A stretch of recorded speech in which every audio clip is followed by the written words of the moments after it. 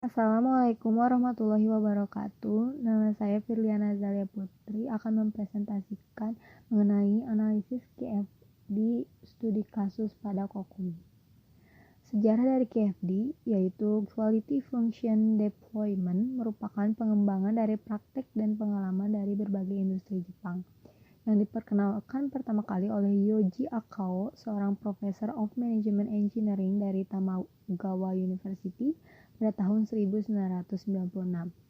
QFD pertama kali dikembangkan pada tahun 1972 oleh perusahaan Mitsubishi di Kobe Shipyard. Kemudian diadopsi oleh Toyota pada tahun 1978 dan dikembangkan lebih lanjut oleh perusahaan lain pada tahun-tahun berikutnya.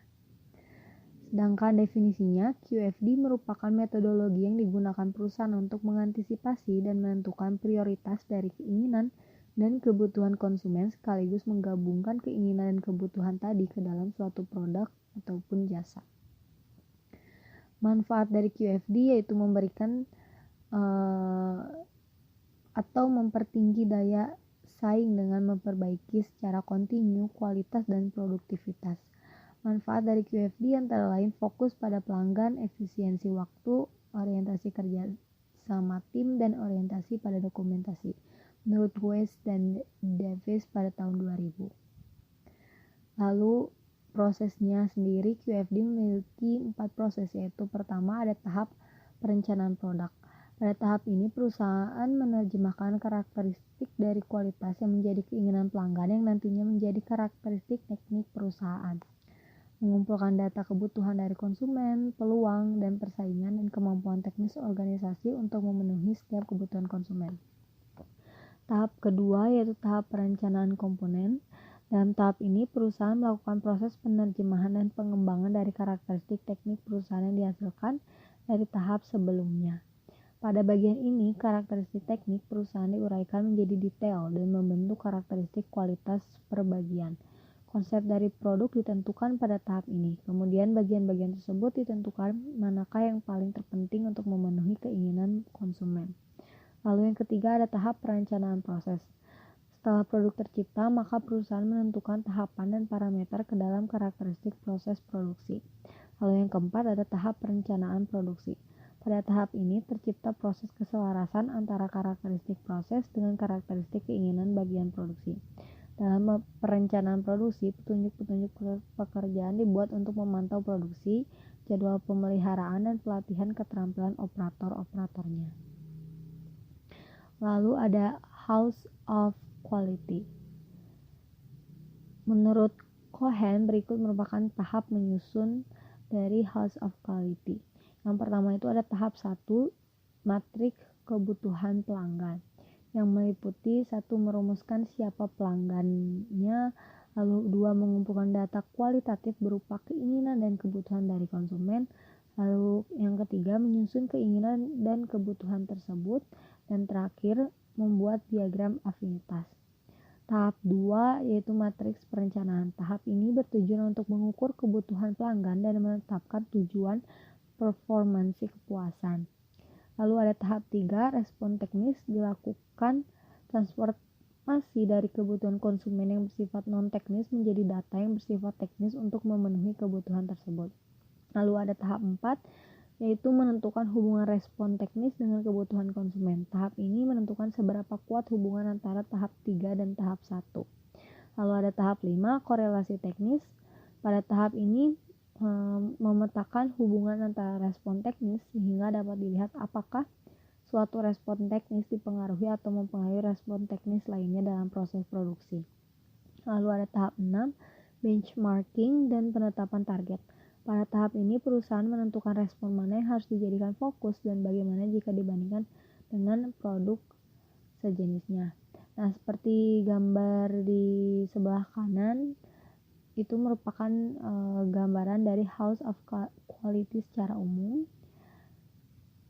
Yang di bagian paling kiri itu ada masukan atau dari pelanggan, lalu ada yang kedua tuh spesifikasi kerja untuk memenuhi persyaratan pelanggan. Yang ketiga itu matriks perencanaan seperti kepentingan, kompetisi, sasaran nilai, dan poin peningkatan nilai. Lalu tahap 4 menghubungkan persyaratan pelanggan dengan aspek pemanufakturan. Yang kelima itu mendaftar prioritas persyaratan proses pemanufakturan, dan yang terakhir itu bagian paling atas ada identifikasi kegiatan organisasi. Lalu penerapan KFD pada analisis ini yaitu pada Kokumi. Kokumi merupakan brand minuman yang didirikan pada bulan Maret tahun 2018 oleh Jacqueline Karina. Jacqueline Karina ini ingin menyebarkan kebahagiaan melalui Kokumi. Pesan tersebut dapat dilihat dari logonya, yaitu unicorn, dan warna-warni dari setiap minumannya yang menjadi pembeda dengan minuman sejenis lainnya yang beredar di pasaran. Founder Kokumi mengaku bahwa kunci keberhasilan Kokumi adalah selalu memperhatikan kualitas dari minuman dan kepuasan pelanggan. Selain bergerak di industri minuman, kedepannya Kokumi juga akan mengeluarkan produk baru, yaitu merchandise, games, music, dan YouTube content. Kokumi, nama Kokumi ini mewakili persahabatan antara Koku, sang unicorn, dengan Kumi, awan ajaib yang bertemu pada tahun 2018. Mereka mengelana mengelilingi alam semesta untuk mencari tetesan air magis yang langka untuk membuat tetesan sihir yang membawa kebahagiaan, keceriaan, kesenangan bagi mereka yang meminumnya, yaitu minuman khusus Kokumi. Koku dan Kumi memiliki mimpi untuk membuat orang merasa bahagia dan terhubung melalui tetesan mereka. Mereka percaya bahwa orang berhak mendapatkan kebahagiaan dan perhatian yang menyembuhkan kesedihan, kesepian, kemarahan, depresi, dan keterpurukan. Oleh karena itu, mereka harus berkeliling jauh, mendalam, dan melebihi imajinasi untuk memberikan yang terbaik. Lalu penerapan QFD pada produk Kokumi. Kokumi merupakan salah satu brand lokal minuman asal Indonesia yang menyuguhkan konsep colorful dan unik. Setiap menu Kokumi diberikan nama yang unik seperti minuman bestseller mereka, yaitu Okinawa Brown Sugar, Heibiki, Unicorn, dan Lemonade Stardust. Penamaan dan branding yang unik membuat Kokumi berbeda dari brand minuman serupa. Lalu perpaduan desain produk yang unik dengan bahan-bahan berkualitas membuat Kokumi sukses di pasaran. Kokumi juga dapat dinikmati oleh semua kalangan, mulai dari pecinta kopi, teh, sampai buah-buahan. Lalu, Kokumi menempatkan dirinya sebagai minuman untuk kaum milenial. Tidak hanya sebatas gaya penjualannya yang milenial, Kokumi juga memperkerjakan kaum milenial. Meski memiliki konsep milenial, Kokumi juga tetap menerapkan konsep relevan. Relevan di sini tuh artinya Kokumi harus bisa menyampaikan produk sesuai dengan zaman. Misalnya ketika pelanggan bosan, maka Kokumi harus mendengarkan pelanggan dan mencoba membuat rasa-rasa baru yang unik. Lalu Kokumi melakukan pemasaran di beberapa media seperti Instagram, YouTube, dan website. Mereka juga menjual produk di berbagai merchant seperti Gojek, Grab, Shopee. Selain melalui media, Kokumi juga hadir di beberapa daerah di Indonesia seperti Banten, DKI Jakarta, Jawa Barat, Jawa Tengah, DI Yogyakarta, Jawa Timur, Sumatera, Kalimantan, dan Sulawesi. Sampai laporan ini ditulis, Kokumi sudah memiliki 49 gerai yang tersebar di Indonesia. Kegiatan marketing Kokumi sudah sangat baik dengan mengadakan diskon, ikut serta dalam hari-hari besar, mengikut sertakan artis, content creator, dan collab dengan brand lain. Selain itu, Kokumi juga sering mengeluarkan seasonal drink yang tadi untuk memenuhi keinginan konsumen jika konsumen merasa jenuh dengan rasa-rasa yang sudah ada. Nah, di bawah ini merupakan contoh gambar dari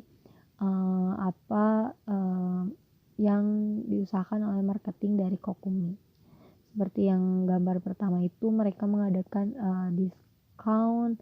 Lalu yang kedua tuh gambar dari artis yaitu Giselle dan anaknya. Lalu Kokumi juga selalu terlibat dalam hari-hari atau perayaan besar.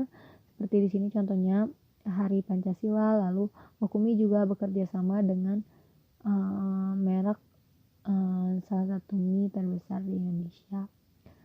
Lalu kelebihan dari Kokumi sendiri yaitu konsepnya unik dan kualitas bahan yang baik membuat Kokumi itu menjadi brand minuman yang berhasil di pasaran.